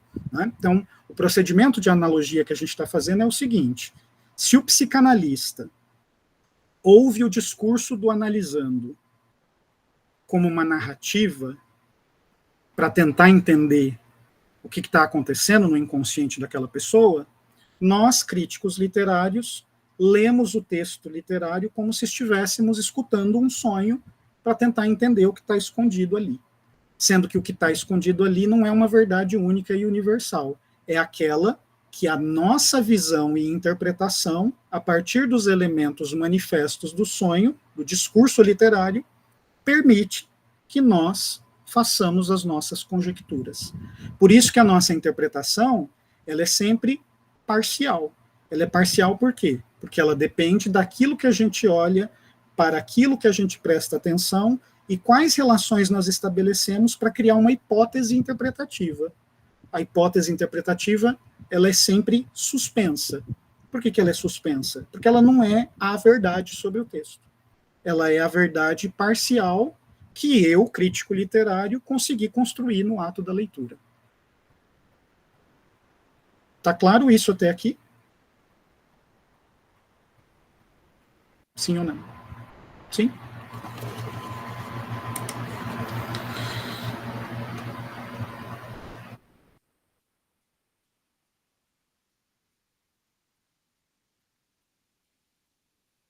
Alguns pontos que nos interessam como mecanismo, né? E que tem a ver com procedimentos psicanalíticos. A ideia de que o texto carrega um enigma. Então, todo o discurso é enigmático, já que ele propõe a articulação de processos de significações inconscientes e inconscientes. De fato, é isso que a gente vai buscar. Né? O ato interpretativo seria como é que chama isso? Decifração do enigma. Né? A detecção, uma vez que a gente vai utilizar de determinadas técnicas para poder prestar atenção naquilo que é válido para o reconhecimento de um sentido que está sendo construído ali dentro. Um desejo de saber, afinal, nós nos colocamos como críticos literários porque queremos entender o caráter mágico que esses textos têm e que eles exercem sobre nós. Quer dizer, por que a gente lê uma coisa e ela fica presa na nossa cabeça? Por N motivos, por paixão, por curiosidade, por ódio, por tesão, por vontade de ter o título de mestre ou doutor, enfim, os afetos são os mais variados. Ou porque alguém mandou eu leio o texto, então isso também faz parte, né? E a interpretação dos signos como uma ideia de sistema semiótico, ou seja, tem uma semiologia, uma sintomatologia, que a gente, quase como um policial, tenta ligar os pontos para descobrir o que é o segredo que está motivando aqueles sintomas se manifestarem, né? Então, esses seriam procedimentos que são plausíveis tanto para a psicanálise na clínica, quanto para o crítico literário no âmbito do seu trabalho com o texto literário. Feito isso, o autor vai mostrar diferentes proposições para explicar diferentes perspectivas de trabalho psicanalítico com o texto. E aí vem aquele que eu acredito ser o erro mais crasso desse texto, que eu já chamei a atenção de vocês na semana passada, que é apresentar a obra do Jung como um trabalho de crítica psicanalítica.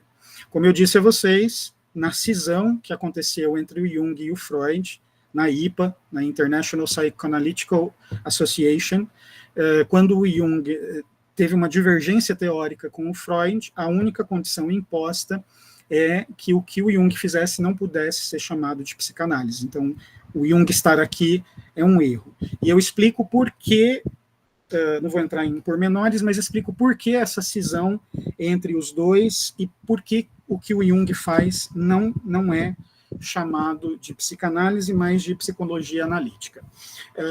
Obviamente é uma questão muito complicada que eu vou tentar explicar da forma mais simples possível. A divergência entre eles dois, mais pontualmente, é a interpretação sobre o caráter metafísico do inconsciente. O Jung vai ter uma aproximação com culturas orientais, com filosofias zen-budistas e outras de tradição hindu, e vai aproximar a sua, até então, psicanálise de um caráter místico-religioso, afirmando que o inconsciente não é do sujeito, mas é uma instância supra-individual e, portanto, teria um caráter transcendental e coletivo, que poderia ser acessado. Como se, para o Jung, o aparelho psíquico nosso tivesse uma parte do inconsciente que se comunicasse com um grande inconsciente que todos nós partilhamos. E daí, por isso, seria possível pensar em arquétipos, porque nós nos manifestaríamos em figuras particulares que teriam uma correspondência num mundo transcendental com ideias macroestruturais que seriam universais, transcendentes, que valessem para todo mundo, como se pudesse acontecer um inconsciente coletivo. O Freud discorda radicalmente disso, né? Para o Freud, essa aproximação do Jung com um caráter místico e religioso era um problema de ordem epistemológica, e isso, dentre outras coisas, é claro, vai ser o motivo principal da cisão entre eles dois. O Jung vai ser expulso da Associação Internacional de Psicanálise, vai ser proibido de chamar o que ele faz de psicanálise, e ele vai seguir o caminho dele, escrevendo o livro Vermelho e a teoria dos arquétipos. Professor, tem gente que faz análise literária junguiana? Sim, claro. É possível fazer? Sim, claro. Só não é o que nós fazemos na nossa disciplina, não é a proposição teórica que eu veiculo, que eu me interesso ou que eu concorde. Tá? É basicamente essa a divergência. A ideia de que essas instâncias são supra-individuais e que o inconsciente pode ser transcendental. Lembrem do começo da aula, né? Eu organizei o argumento para defender a ideia de que a psicanálise tem uma ontologia negativa, né? Ela tem uma metafísica de um vazio. O Jung vai buscar uma presença transcendental, que é o inconsciente para ele. Essas duas proposições, elas não se concordam. Os analistas junguianos fazem uso de métodos que os psicanalistas freudo-lacanianos, kleinianos, winnicottianos fazem. Muitas coisas semelhantes. Mas a que diverge, em essência, é a noção de inconsciente que orienta o trabalho dessas correntes. Por isso que eu disse que, para mim, isso parece um erro nesse texto, porque o texto se chama crítica psicanalítica e o que o Jung faz não é crítica psicanalítica. Se o texto chamasse literatura e psicologia e tivesse uma sessão sobre o Jung, aí creio que estaria correto. Ficou claro isso? Sim. Aqui seria um problema para os filósofos, não sei se a Júlia está aí. O autor defende que, em parte, o existencialismo sartriano promoveria uma leitura psicanalítica.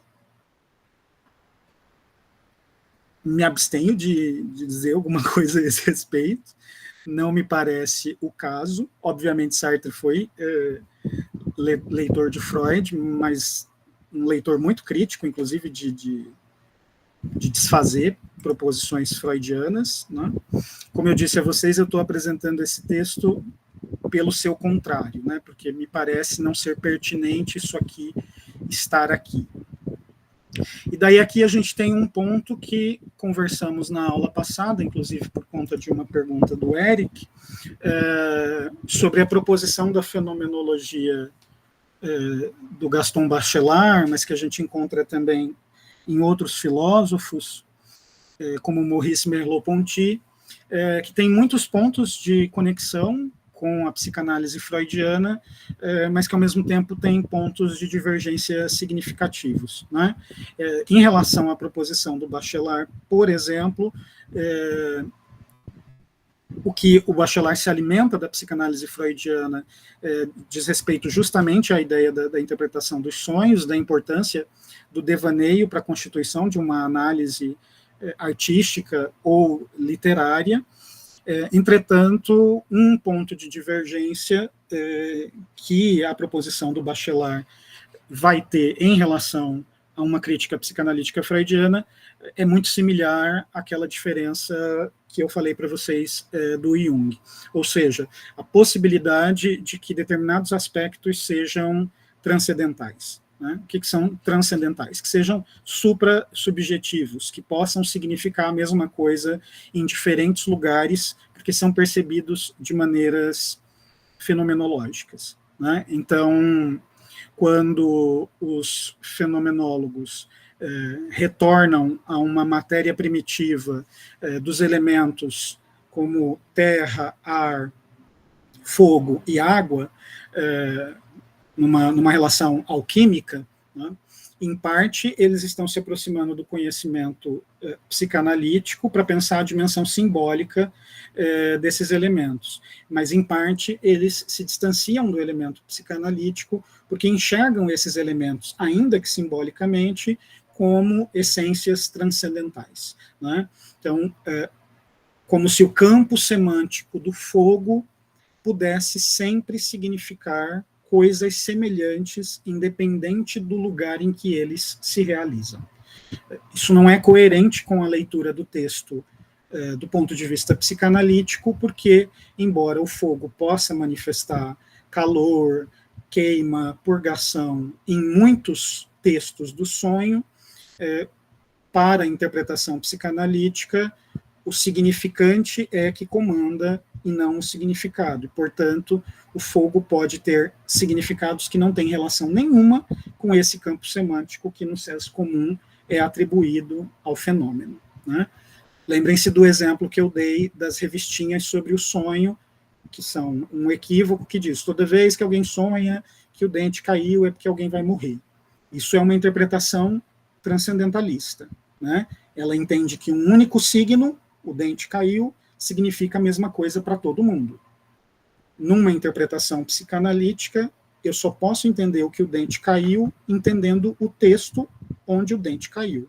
Porque ali dentro ele estabelece uma relação com outros signos e outros significantes que constroem um significado que só vale para aquele texto, que não pode ser transposta para outro texto, porque não tem um caráter transcendental. Fala, Eric. De fato, é mais ou menos o que eu falei na semana passada, em especial porque eu já li aí bastante coisa do Bachelard, e eu gosto, inclusive. Ali ele cita, né, a psicanálise do fogo, enfim. Ah, mas, não mais, mas né? Principalmente na nossa área, o Bachelard é lido muito como quase uma teoria da narrativa, né? Em que a gente pudesse tomar os elementos que ele pontua ali, em especial os arquétipos materiais, que ele escreve sobre todos, ah, e, por exemplo, a poética do espaço, em que ele vai escrever sobre as partes da casa, por exemplo, e é tomado como determinante, né? Que fosse uma teoria e que eu pudesse interpretar qualquer texto poético que fale de casa, que tenha casa como cenário, por exemplo, para interpretá-lo. Tendo isso em vista, esse modus operandi da crítica, inclusive eu falo isso porque um artigo meu foi negado numa revista e eu fiz uma análise bachelardiana do arquétipo, né, do fogo, e um dos comentaristas fala, um dos pareceristas, olha, me parece que o poeta aqui, que no caso era o Carlos Nejar, ele cria sua própria mitologia ali, de fato, sua própria. E aí que converge com as coisas que o senhor fala mesmo, né? Da leitura ser particular ali a cada indivíduo, etc.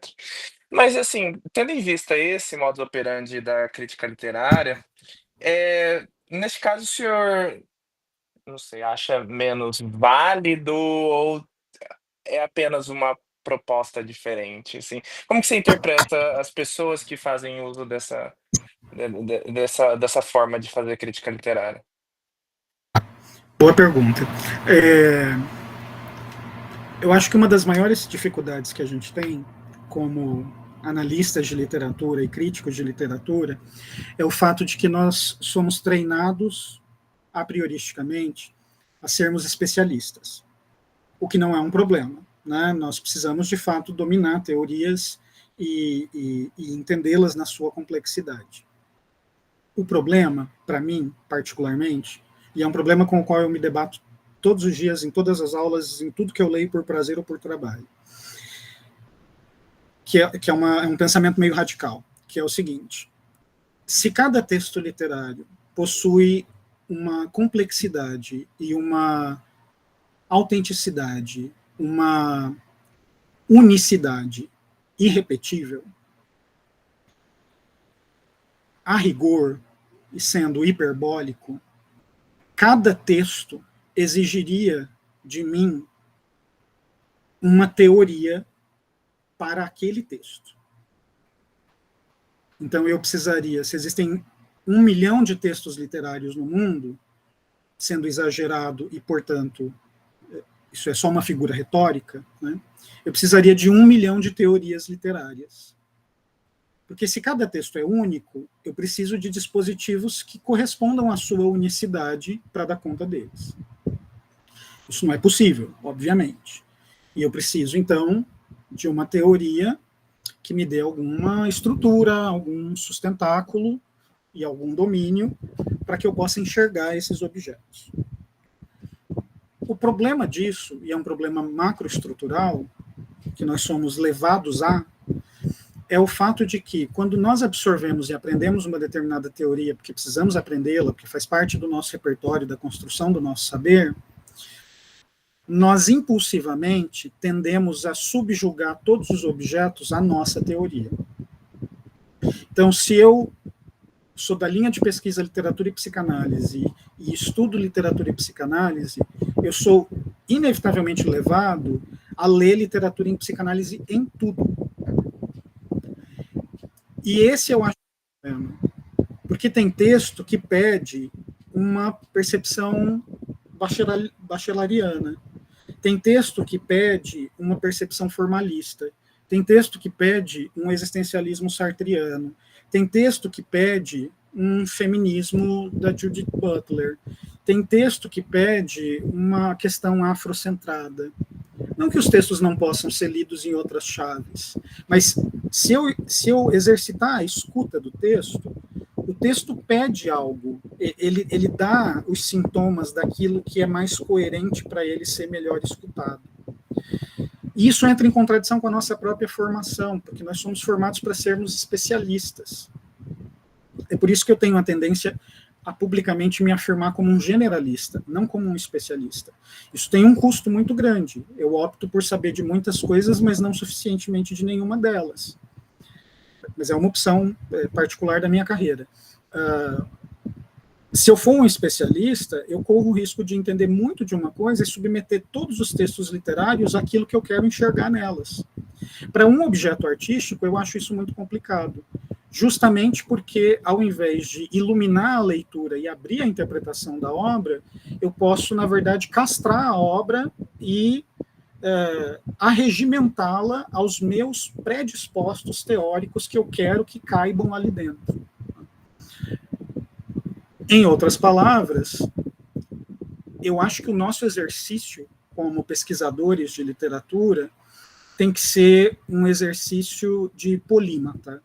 A gente tem que aprender a estudar muito sobre todas as coisas possíveis e imagináveis o tempo inteiro, para despertar a sensibilidade de quando um texto me pede uma leitura filosófica, eu tenha condições de ir lá, não preciso saber tudo da filosofia, mas tenho noção de ir lá e estudar e ler filosoficamente. Quando ele me pede matemática, ir lá e ler matematicamente.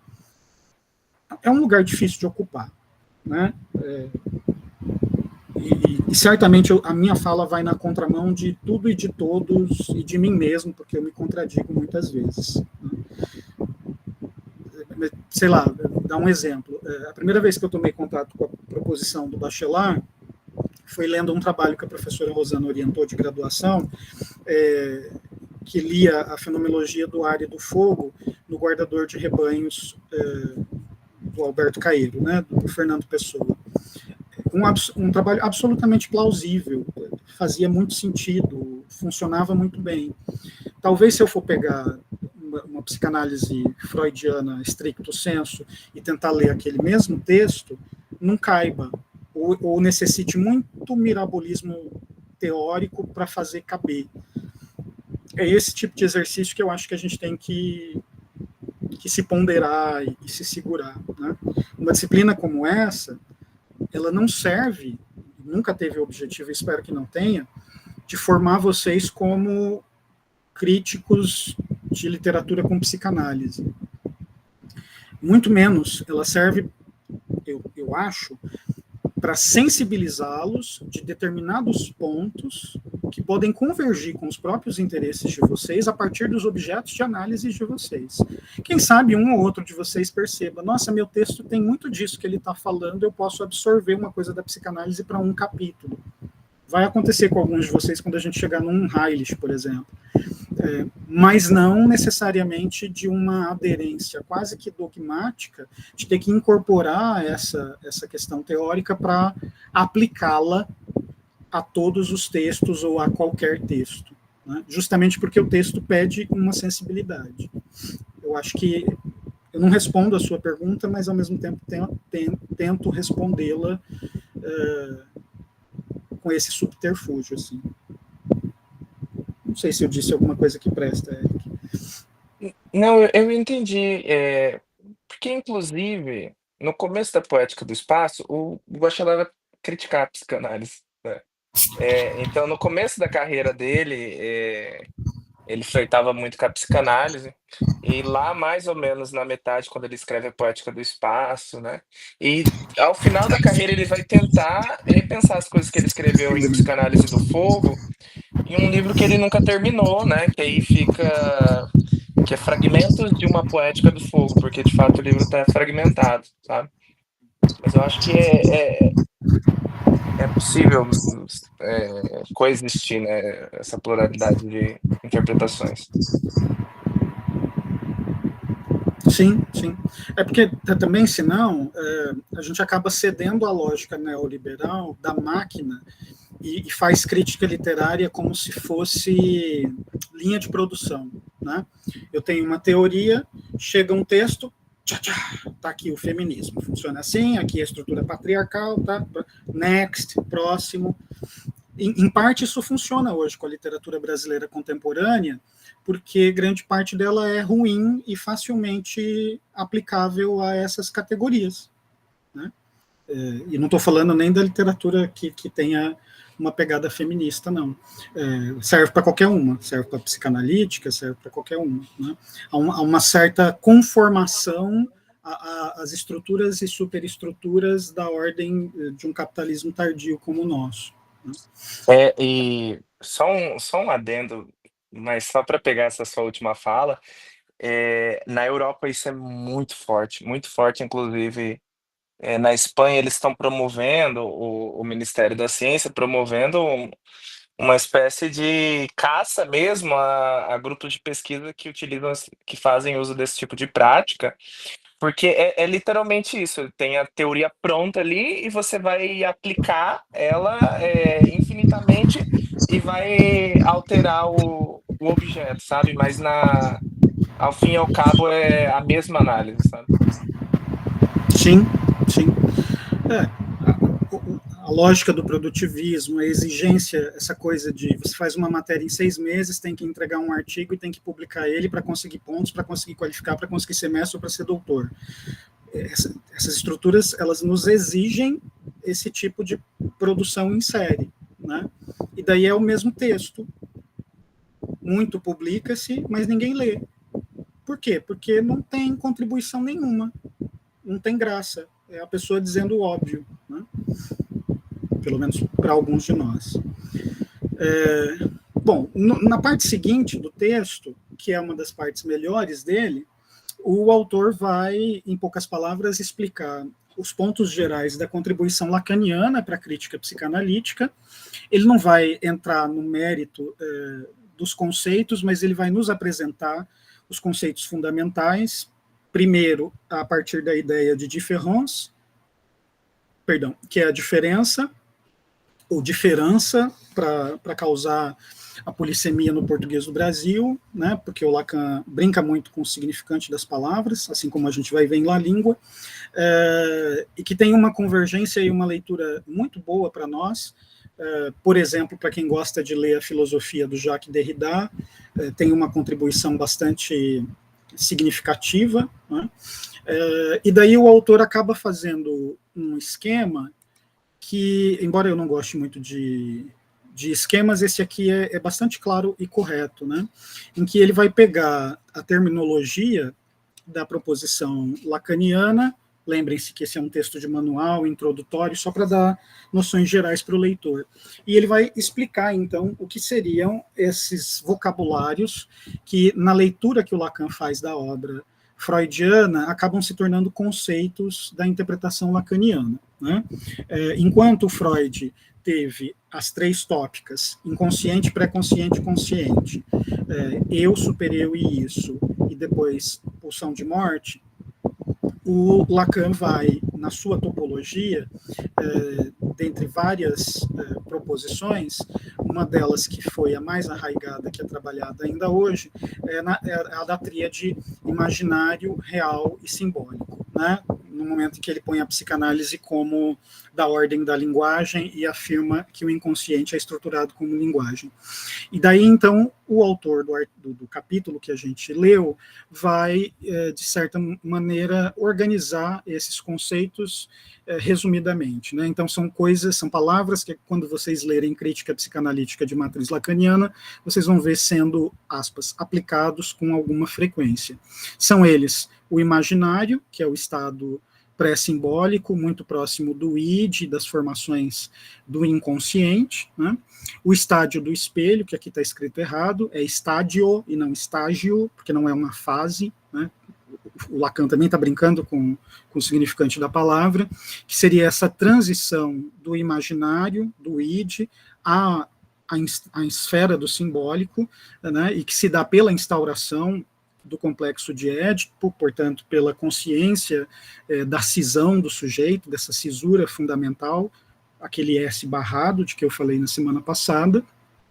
O domínio do simbólico, que é aquele domínio do discurso, daquele que a gente chama de realidade, né, que está interditado, né, portanto, não se comunica diretamente com o imaginário, porque tem uma coisa aí no meio, um vácuo essencial que separa os dois, que é o real com R maiúsculo, né. O nome do pai, que diz respeito à instauração da lei, daquela figura castradora, né, uma figura repressiva, pode ser o Estado, pode ser a figura paterna, a ideia de normalidade, de sanidade, de regulamentação, de ordem, a própria lógica do espaço normativo, etc. E daí os dois outros, né? O outro o grande outro, que é o domínio da linguagem, né, que está fora do simbólico e que é associado pelo Lacan ao feminino, e o pequeno outro, que é o objeto do desejo, que está associado ao inconsciente diretamente, né, aquele que pode ser alcançado, muito parecido com a resposta que eu dei ao Luiz acerca da pergunta, né, da transformação do outro num objeto, né? Esse outro que é transformado num objeto é quando o grande outro é reduzido a um pequeno outro, porque o grande outro está fora da ordem do simbólico e o pequeno outro é aquele que é introduzido forçosamente à sua ordem na relação do sujeito, um eu, com esse grande outro, né? E o domínio do desejo, que está nessa incomunicabilidade, né, entre a necessidade de algo, ou seja, do inconsciente gozar, dele obter prazer, e a impossibilidade de ele alcançar esse gozo, né? Então, o desejo não está na coisa, nem na ausência da coisa, mas no intervalo entre as duas, né? O desejo se dá pelo negativo, ele não se dá pela presença, mas justamente pela falta, né, por aquilo que precisaria estar lá, mas não está. E não estando é o que faz com que nós desejemos, né? Esse desejo com D maiúsculo é o desejo que alimenta a força do inconsciente, que torna ele dinâmico. E ele pode ser reduzido, o desejo com o D minúsculo, que é aquele passível, por meio das pulsões, de ser saciado, né? Mas essa saciação, ela é sempre provisória, né? Então, tenho fome, satisfaço o desejo de fome, mas em algum momento vou ter fome de novo, né? E fome não corresponde necessariamente à vontade de comer, né? São coisas diferentes, embora que motivadas pela mesma ordem pulsional. O desejo de satisfação do beijo na pessoa amada, né? O beijo é delicioso, mas ele é sempre um menos, né? Ele nunca é completo, ele nunca é satisfatório, ele nunca é total, ele é sempre vazio, né? Daí, por exemplo, quando o Roland Barthes, que em geral vocês conhecem nas letras, vai escrever o prazer do texto, né, Le plaisir du texte, ele vai dizer que o prazer do texto é uma jouissance, né? Ele é uma espécie de gozo, no sentido de um jogo e de um prazer quase de ordem sexual, ou melhor dizendo, de ordem libidinal, né? E, portanto, ele é impossível de ser satisfeito. Ele é sempre o jogo da tentativa de satisfação. E o prazer está justamente na impossibilidade de satisfazê-lo. É na busca de tentar satisfazer é que ele se alimenta e acaba reproduzindo, né? Daí, então, o conceito de jouissance, ou gozo, no vocabulário em português. Gozo não é ejaculação, né? Gozo é justamente a tentativa de alcançar esse estado de contentamento, mas ele é absolutamente impossível de ser realizado, por isso que ele é a válvula motora do inconsciente. O inconsciente está o tempo inteiro tentando gozar, né? Ele está o tempo inteiro tentando se realizar. Caoticamente, ele está tentando fazer isso. Oi, Luiz, você falou alguma coisa aqui, peraí. A primeira vez foi apresentada essa noção de outro e outro, foi dentro da crítica das teorias pós-coloniais, interessante ver isso na perspectiva psicanalítica. As proposições pós-coloniais, especialmente pós-independência das colônias africanas, por exemplo, os pós-estruturalistas em geral, eles beberam dessa fonte via interpretação lacaniana da psicanálise, né? Porque o grande outro que se encarnava no nome do pai era o outro da autoridade estatal que subjugava os povos colonizados, né? E daí é quando as teorias culturalistas e pós-estruturalistas pegam a estrutura de pensamento da teoria psicanalítica lacaniana e tornam ela antropologicamente ou sociologicamente válida. O que eu quero dizer com isso? O Lacan não estava pensando em lógicas da cultura, ele está pensando em psiquismo de sujeito, mas essas proposições acabam sendo plasmadas para compreender situações macroestruturais, mais ou menos como o Freud fez no final da vida em O Mal-Estar da Civilização. Ele já tinha identificado a pulsão de morte, a tendência autodestrutiva e o prazer da angústia no sujeito, na clínica. E daí, no Mal-Estar da Civilização, ele vai, de relance, jogar a hipótese de que, coletivamente, nós nos organizamos em cima dessa falta angustiante. Quando ele vai para Totem e Tabu, por exemplo, o complexo de Édipo está lá para a organização primária da ideia de sociedade, né? A primeira figura encarnatória de um super-eu, censor, que mata, etc. É como se eles estivessem flertando com perspectivas culturalistas, mas sem se arriscar epistemologicamente em afirmar que as sociedades se construíram dessa forma.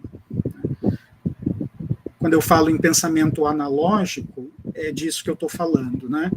Você se compromete a analisar o micro, mas por semelhança e homologia você percebe que algumas coisas aqui, estruturalmente, podem ser plasmadas para compreender outras, né, maiores ou menos específicas.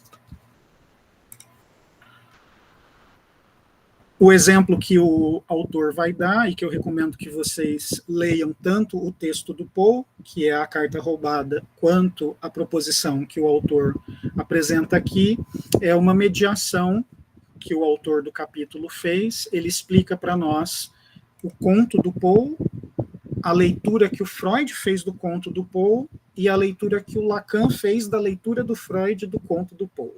E daí ele faz um recenseamento para mostrar como as estruturas psicanalíticas se serviram, né, beberam da fonte da literatura para tentar organizar um empreendimento teórico, né, para depreender do artístico estruturas ficcionais que funcionassem como dispositivos teóricos, como o conceito de falo, etc. E eles fazem, o autor faz o esquema aqui, explicando como isso funcionaria. No final do texto, ele vai falar das apropriações feitas por não psicanalistas da psicanálise. Uma delas é a da Júlia Kristeva, que ainda está viva, inclusive, famosa pelo conceito de intertextualidade, que ela bebeu da fonte do Bakhtin, mas a Júlia Kristeva se dedicou a maior parte da vida a falar de semanálise, de análise dos textos, em fundo culturalista, né, e escreveu um livro muito psicanalítico chamado O Lado Obscuro de Nós Mesmos, ou Estranhos a Nós Mesmos, na tradução ao português do Brasil, no qual ela vai elaborar as narrativas sobre perversão na literatura a partir dos dispositivos teóricos da psicanálise, né? A corrente que vai sair da origem dos trabalhos da Júlia Kristeva até hoje existe, apesar de ser pouco difundida, e se chama semiótica psicanalítica. No Brasil, existe uma semiótica psicanalítica de matriz estadunidense, com raiz no Charles Sanders Peirce, que é bastante praticada na PUC de São Paulo pela professora Lúcia Santaella. Vários de vocês devem conhecer, uma pesquisadora da área de comunicação, professora da PUC. Ela trabalha com semiótica psicanalítica, mas de matriz persiana, estadunidense. Né? A semiótica psicanalítica desenvolvida a partir dos estudos da Júlia Kristeva se aproximou da semiótica gremasiana, então vem de uma raiz, de um legado francês, da presença da psicanálise e da semiótica na França.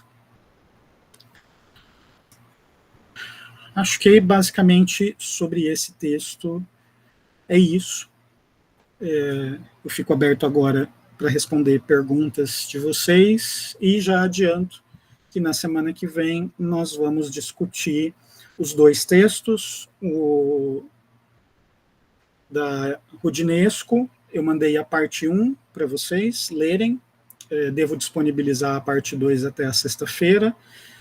Como é um texto mais longo, leiam mais por prazer do que por depurar conhecimento, e o texto do Dante Moreira Leite sobre as relações entre psicologia e literatura num todo, e específico sobre psicanálise. Eu já mandei os trechos recortados, então no PDF do texto do Dante, vocês vão perceber que às vezes vão faltar intervalos de páginas, tá? Não é que está errado, é que eu já escaneei os trechos que me interessa que vocês leiam, porque são aqueles que eu vou comentar.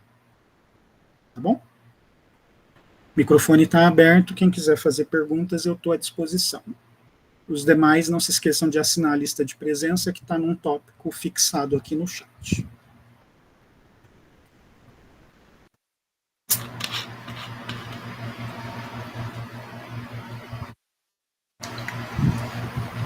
Nenhuma dúvida? Estão todos bem? Todos cansados, né? Assim que o Google gerar a gravação da aula de hoje, eu vou disponibilizar no AVA o link, se alguém precisar ter acesso. Sem problema, Flávio, eu colo aqui de novo. Eu vou disponibilizar para que vocês tenham acesso. De qualquer forma, se tudo correr bem, semana que vem a nossa aula, terça-feira, 19 horas, presencialmente lá na FAALC, conforme combinado. Tá bem? Eu agradeço a atenção de vocês, espero que vocês tenham uma boa noite de descanso. Qualquer coisa que se precisar de mim, me mandem um e-mail ou mandem um recadinho lá no WhatsApp. Obrigadão, um beijo, boa noite. Até mais, professor, até mais, colegas.